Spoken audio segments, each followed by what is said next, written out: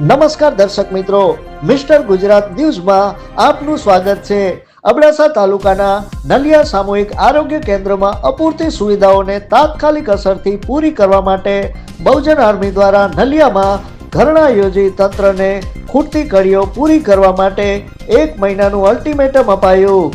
બહુજન આર્મીના સંસ્થાપક લખનભાઈ દુઆ દ્વારા નલિયાના સ્થાનિકોની સાથે થોડાક દિવસ પહેલા નલિયા ખાતે સામૂહિક આરોગ્ય કેન્દ્રની વિઝિટ કરવામાં આવી હતી, જેના અનુસંધાને લખન દુઆએ જિલ્લા વિકાસ અધિકારી શ્રીને તેમજ જિલ્લા આરોગ્ય અધિકારી શ્રીને રૂબરૂ મુલાકાત કરી હતી, તેમજ લેખિત તેમજ મૌખિક રજૂઆત કરી હતી કે સામૂહિક આરોગ્ય કેન્દ્ર નલિયા ટાઈપ એ માં આવે છે અને નવી સ્ટાફ પેટર્ન સામૂહિક આરોગ્ય કેન્દ્ર માટે મંજૂર થયેલ છે, જે પ્રમાણે 3 મેડિકલ ઓફિસર તેમજ 5 સ્પેશિયાલિસ્ટ હોવા જોઈએ। જ્યારે સામૂહિક આરોગ્ય કેન્દ્ર નલિયામાં એક પણ કાયમી તબીબ નથી, જે વહેલી તકે તબીબોની ઘટ કાયમી પૂરી કરવામાં આવે, તેમજ એમ્બ્યુલન્સ પણ નથી, તે પણ કાયમી 2 એમ્બ્યુલન્સ આપવામાં આવે, તેમજ સમગ્ર સોનોગ્રાફી તથા એક્સરે જેવી સુવિધાઓ પણ તાત્કાલિક ઉપલબ્ધ કરવામાં આવે, તેમજ લેબોરેટરી વિભાગને કાયમી શરૂ રાખવામાં આવે। ઉપરાંત નલિયા સામૂહિક કેન્દ્રનું બાંધકામ 48 વર્ષ જૂનું છે, તોડીને નવેસરથી બનાવવામાં આવે જેવી અનેક માંગો લખન દુઆએ કરી હતી।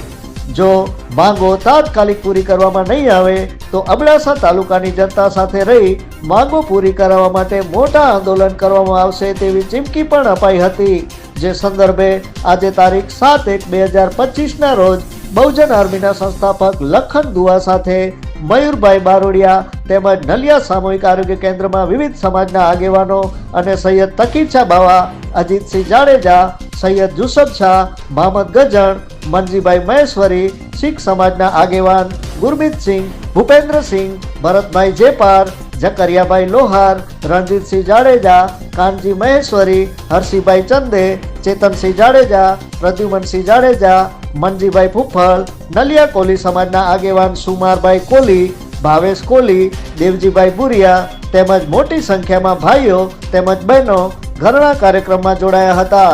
તેમજ લખનભાઈ દુઆ દ્વારા જો આગામી 1 મહિનામાં જો આ સમસ્યાનું નિરાકરણ કરવામાં નહીં આવે તો ઘોડા સર્કલ રોડ હાઈવે ચક્કાજામ કરવાની ચીમકી ઉચ્ચારી હતી। જોતા રહો મિસ્ટર ગુજરાત ન્યૂઝ, સત્યતાની સાથે સ્પષ્ટ વાત। ધન્યવાદ।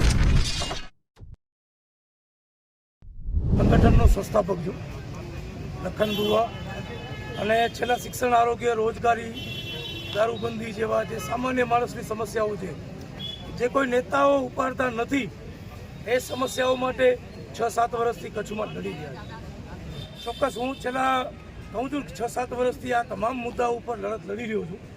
છેલ્લે અમે રાપરમાં પણ આ મુદ્દા ઉપર આંદોલન કર્યા।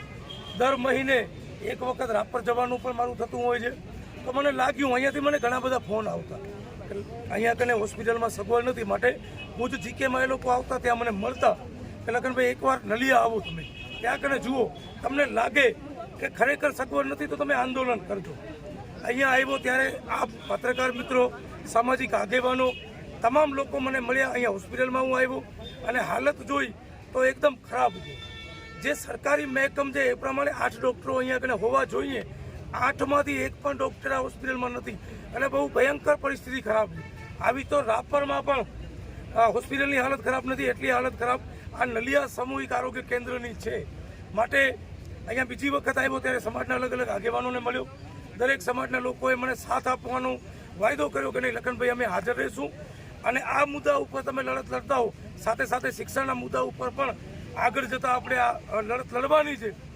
આ બેઝ ઉપર પણ અલગ અલગ સ્કૂલોમાં જઈ હું પોતે રૂબરૂ નિરીક્ષણ કરીશ, કારણ કે નેતાઓનું કામ જે નેતા નથી જતા, ચૂંટાયેલો જનપ્રતિનિધિ નથી જતો, ત્યાં આગળ હું જાઉં છું। આ મારો એક રેકોર્ડ રહ્યો છે, અને મહિના દિવસનો સમય સરકારને અમે આપીએ છીએ। લેખિતમાં રજૂઆત આજથી 15 દિવસ પહેલાં જ જિલ્લા વિકાસ અધિકારીને જિલ્લા આરોગ્ય અધિકારી પાસે હું કરી આવ્યો છું। આજથી 1 મહિનાની અંદર કમસે કમ અહીંયા કને 2 ડૉક્ટરોની વ્યવસ્થા થાય, ગાયનેક વિભાગ જે નર્સો સંભાળે છે એ ડૉક્ટર સંભાળે, પછી એક MBBS ડૉક્ટર પણ આવી જાય। નહીં આવે તો મહિના દિવસ પછી નલિયામાં રોડ રસ્તા હાઈવે ચક્કાજામ કરવામાં આવશે। એ ચક્કાજામ આપણે જોયું હશે કે અદાણી જીકે જનરલ હોસ્પિટલ માટે હું મુન્દ્રા અદાણી પોર્ટ ઉપર પણ ગયો હતો, ત્યાં કને પણ અમે રોડ રસ્તા બંધ કર્યા છે. આ તો સરકાર છે, કોઈ મોટી તોપ નથી. લખનભાઈ ચૂંટેલા પ્રતિનિધિઓ તો અહીંયા 100% ખબર લે છે, હોસ્પિટલો લે છે, અભ્યાસ માટે પણ લડત અમે આપી રહ્યા છીએ. એ સંમતિ હું આપને કહું છું. હા, એમાં કદાચ સરકાર અમારી નથી, અમે વિપક્ષમાં બેઠેલા છીએ અને વિપક્ષનો કાલે પણ રોલ અમે ભજવો તો અમારો પ્રમુખ શ્રી પોતે મારા પ્રશ્નો ગુમ કરી નાખવામાં આવ્યા હતા.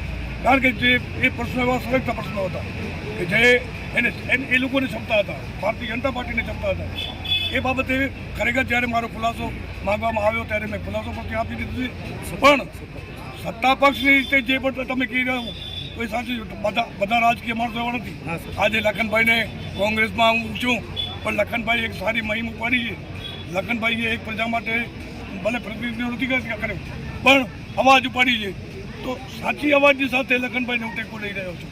મારે નહોતો કે કોઈ લખનભાઈ સાથે બીજો રાજકીય સંબંધ છે.